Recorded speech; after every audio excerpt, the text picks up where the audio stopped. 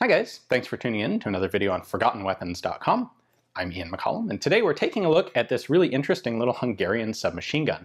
This is a KGP F9, and what makes it really interesting is how much of it was obviously inspired by the AK design. So this is the semi-auto version. There is also a full auto variant of this gun, and they're manufactured by FEG in Hungary.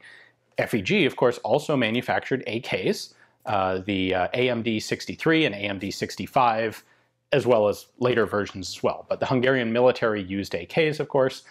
And then clearly, whoever designed this gun kind of used the AK as a base model for a lot of different elements. Now, from back there, you can probably already see that this is an AK pistol grip on the gun, and the folding stock looks pretty reminiscent of the AMD 63 and 65 folding stocks.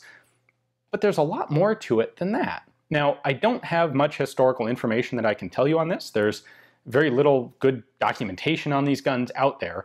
So instead, what we're going to do is jump straight into disassembling this, because it's like every further step that I went in taking this apart, you see more and more AK influence. So let's get started.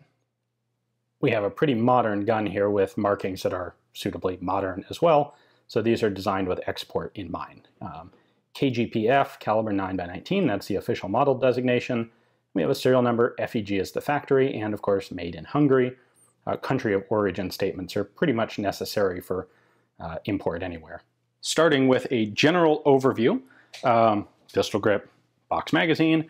This is an AK style of folding stock, very much like the AMD series. Pull it down, you can see the folding trunnion right there. So it doesn't really lock in the closed position. You can just open it up, locks in position like that, and then to fold it, you pull it down to clear the hinge and snap it over. Controls are pretty basic here. We have a big magazine paddle release right there. This is a proprietary magazine. I believe this is a 20-round magazine for it, and it is in 9mm parabellum. I should make sure to point that out. Trigger, obviously, and then we have a safety selector here in the front of the trigger guard. You can see just a little bit of red showing there. So that's the safe position, or that's the fire position, sorry. And then the middle position is safe. And all the way over to the other side is also safe because this is the semi-auto version. On the full auto version, all the way over on this side would be the full auto selector. The sights here are of the open U-notch and post variety.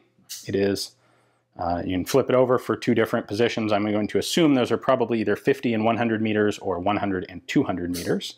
And then the knob here does allow you to zero this for windage. So that screws the rear sight side to side.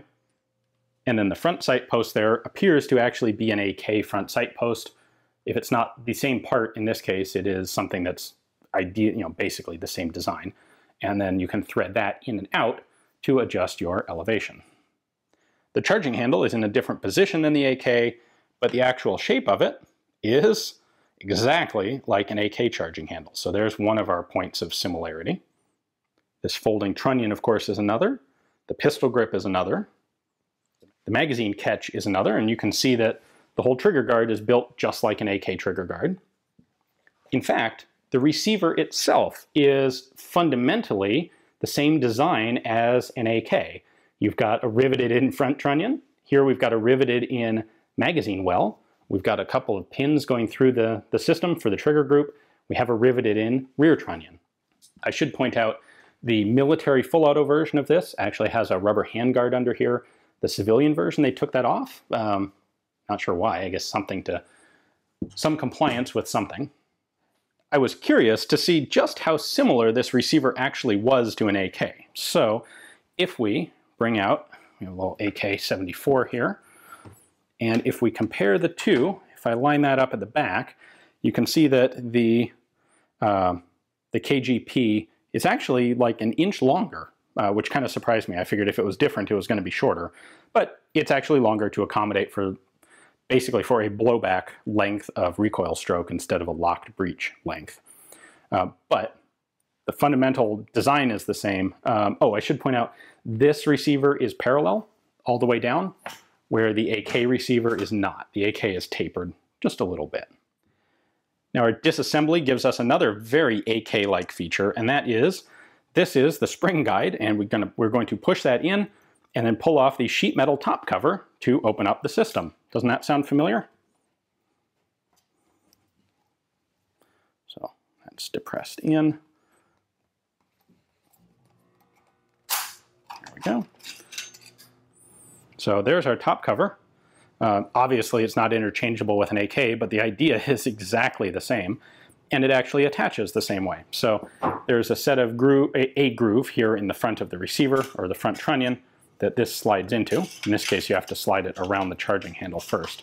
But that fits right into those grooves, like so, and then you snap it down to reinstall it.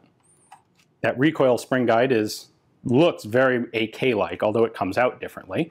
To remove this, we have to push it in and then rotate it. Get this out, we have to push it all the way in. This is definitely a little more difficult than an AK. And we're going to push it in, and then this piece rotates counterclockwise to come out. There we go. All right. Now I can pull out the recoil spring, and if we look close at this piece, which is the back end of the spring that locks it in place, you'll see we have two little rails right there that are going to lock into this obviously AK style rear trunnion, like that.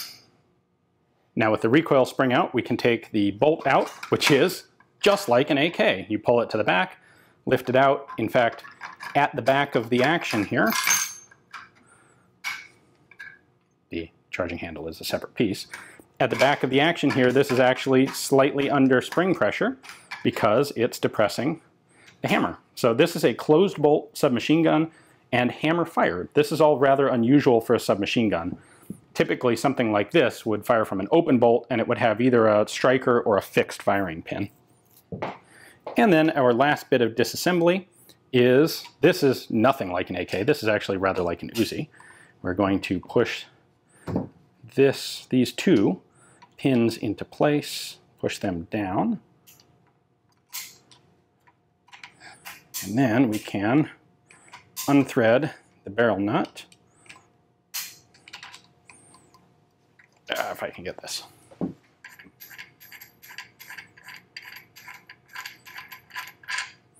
we go. Barrel nut comes off, and then we can pull the barrel out.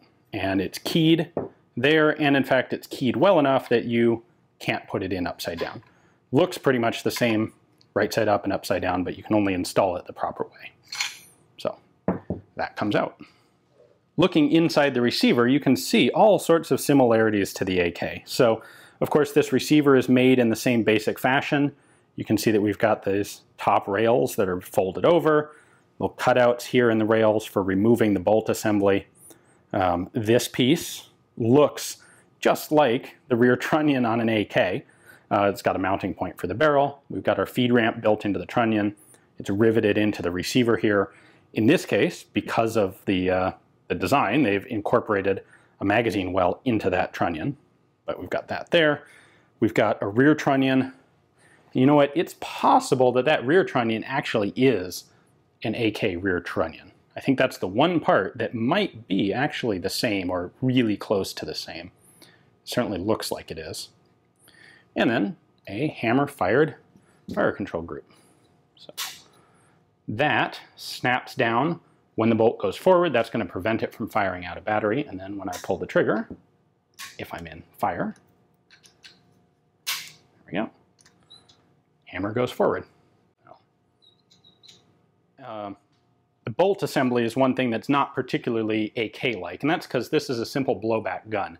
So it actually takes a feature kind of from the Uzi and some other guns, namely being basically what's called a telescoping bolt, where the breech face is back here, but a large portion of the bolt's mass is out in front of the breech, so that allows you to have a shorter overall length, bring the magazine well back in the gun. So when it cycles, you've got this much of the bolt going forward. And we have a floating firing pin here. You can see it's not exposed there. but it is back there. When I push that forward, firing pin comes out. So hammer fired is kind of unusual. Now the bottom of this bolt, again, actually does look vaguely AK-like. The extractor position is just like the AK. This bottom toe on the bolt is like an AK. Just every little element of this has like genetic similarities to the AK system. There's your completely field stripped KGP F9 semi-auto version of the Hungarian submachine gun. I think it's really fascinating to see how much of the, well, I guess I'd use the word the genetics, come from the AK, despite the fact that none of these are actual AK parts, none of it's actually interchangeable. It's just like the design was put together by someone who had a Hungarian AK and looked at it and went, I kind of like all of the basic ideas here. How can I build a completely different gun based on some of these same ideas? And maybe be able to reuse some of our tooling. So like the press that was used to make this top cover. Completely different die for this top cover, but you might be able to use the same fundamental machinery in the factory. And something like that would allow it to be produced a little more economically. Very cool gun. There are a lot of 9mm carbines and submachine guns out there these days, and most of them are kind of all the same. Straight blowback, open bolt, at least in the full auto guise. This one's really interesting because it is actually something a bit different because of all that AK influence. So pretty cool. I'd love to hear from whoever it was in Hungary who came up with this design. I would think this would be an interesting and enjoyable gun to have put together. Trying to presumably maybe use some of the tooling from the AK production. I don't know, maybe that was possible with, you know, same kind of presses but slightly different dies to make different shaped parts. At any rate, interesting little gun. Have not had the chance to fire it myself, but I'm told that it's actually very nice to shoot as well. So they had that going also. Anyway, thank you guys very much for watching. If you enjoy seeing this sort of content on the net, please do consider checking out my Patreon account. It's folks, viewers like you right there that make it possible for me to travel around, find interesting guns like this, and bring them to you. Thanks for watching.